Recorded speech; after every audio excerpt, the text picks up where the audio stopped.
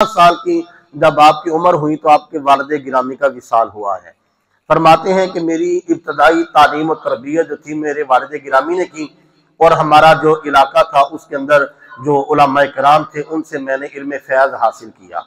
फिर फरमाते हैं कि मेरे वालिद गिरामी के विसाल के बाद एक बाग और एक चक्की ये मेरे हिस्से के अंदर आई। मैं सारा दिन बाग के अंदर काम करता, और जब बाग की मेहनत करने के बाद इसका मुझे मुआवजा मिलता फल की सूरत में, पैसों की सूरत में या किसी भी सूरत में, उस बाग की जितनी भी आमदन होती उसमें से मैं आधी वालदा की खिदमत में पेश कर देता, और आधी जो थी वो मैं अल्लाह के नेक बंदों फुकरा के अंदर, गुराबा के अंदर तकसीम कर दिया करता था।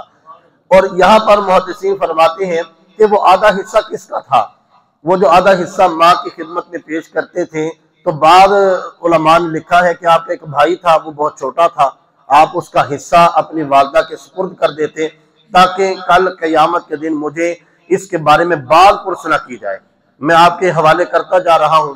फिर फरमाते हैं एक दिन मैं अपने बाग के अंदर काम कर रहा था कि हमारे इलाके का एक मजजूब बंदा, इब्राहिम कंदोजी उसका नाम था, वो मेरे बाग के अंदर आए और आके जब बैठे तो मैंने उनकी खिदमत की। जो भी उस वक़्त का फल था मैंने उसको बना संवार के मैंने उनकी खिदमत में पेश कर दिया।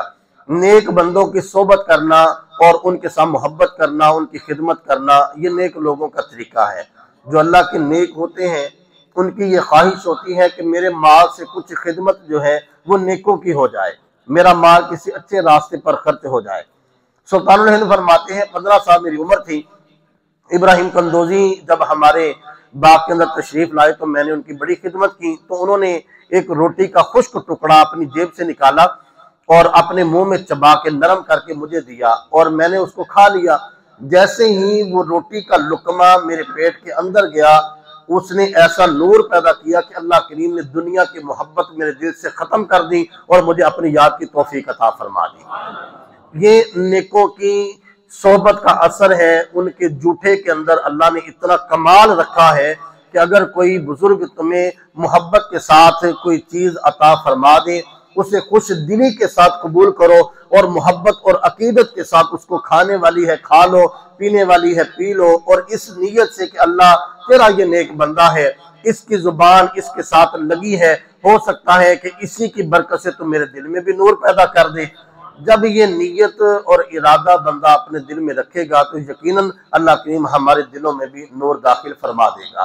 फरमाते हैं कि फिर मैं दूर दराज इलाकों के अंदर इल्म दीन हासिल करने के लिए निकल गया, और फिर जब मैंने अपना इल्म मुकम्मल किया, जो ये मलंग तलंग तुरे फिरते हैं कि जी हम जनाब बड़े पहुंची हुई सरकार है, गुस्ल का तरीका पूछो तो पता चलता है कि हजरत साहब ने 6 साल से गुस्ल ही नहीं किया। तो ऐसे हमारे औलिया कामिलीन नहीं है। हमारे बुजुर्ग कौन है? हमारे बुजुर्ग वो हैं, मैंने पहले भी कुछ अर्सा ये बात अर्ज की थी, जितने भी असलाफ हम उनकी तारीख को उठाकर देखें।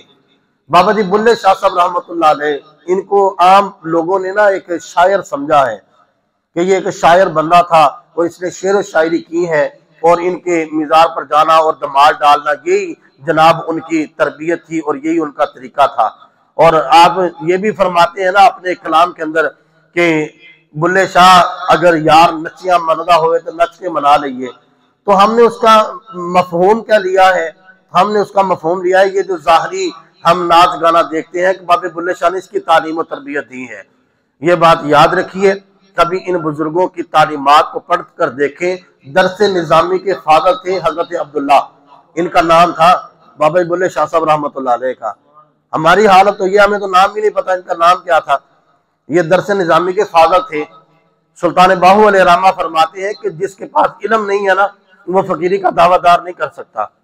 जिसने फकीरी का दावा करना है पहले उसके पास इल्म का होना जरूरी है। जब इल्म होगा तो फरमाते हैं हजरत सुल्तानुल हिंद कि मैंने पहले इल्म हासिल किया, दरस निज़ामी के तमाम असबाब जो थे वो मुकम्मल किए। जब इल्म आ गया तो फिर उसके बाद मुझे शेख की जरूरत थी। आज हमारे अंदर से ये तसव्वुर भी खत्म हो गया कि शेख की जरूरत ही कोई नहीं है। जैसे घर की तालीम और मुआशरे की तालीम और तरबियत के लिए वालिदैन की खिदमत जरूरी है कि वालिदैन बताते हैं तो बच्चे को पता चलता है कि ये मेरी तालीम है, मैंने हम बताते हैं ना अपने बच्चों को, बेटे तूने फलां चीज को ऐसे मिलना है, फलां रिश्तेदार को तूने ऐसे मिलना है, फलां जगह पे हमने जाना है तो ऐसा करना है। वालिदैन करते हैं तो बच्चा सीखता है। फिर जमाने के अंदर चलना फिरना, उठना बैठना, बोलना चालना, ये किसने सिखाया? ये उस्ताद का तरीका है, मदरसे के अंदर हमने सीखा, स्कूल की तालीम है, मदरसे की तालीम है। अब बंदा कहे कि वालिदैन की तरबियत के बगैर मुझे अपने अजीजो कारब का मिलना पता चल जाएगा, तो ये नामुमकिन है। जो कहे कि लो जी मैं बगैर किसी मदरसे में गए बगैर लोगों को वाज़ व नसीहत कर लूंगा, तो ये भी नामुमकिन है। और अब जब रब ने दोनों कमाल अता कर दिए तो तीसरा कमाल क्या है? तीसरा कमाल ये है कि किसी कामिल के साथ अपनी निस्बत को कायम करो। जब कोई कामिल बंदे के पास सब कुछ है, हर चीज है उसके पास, जोड़ा भी उसने सफेद पहन लिया, दस्तार भी उसने बांध ली, जनाब दाढ़ी भी रख ली सुन्नत के मुताबिक, तमाम सुन्नत के तरीके उसने अपना लिए, लेकिन शेख की निस्बत का कोई असर नहीं है, तो उसका ये जाहरी जो हुलिया है ये उसको उस मकाम और मनसब तक नहीं ले जा सकता जिस मकाम और मनसब तक उसका शेख उसको ले जाकर खड़ा कर सकता था।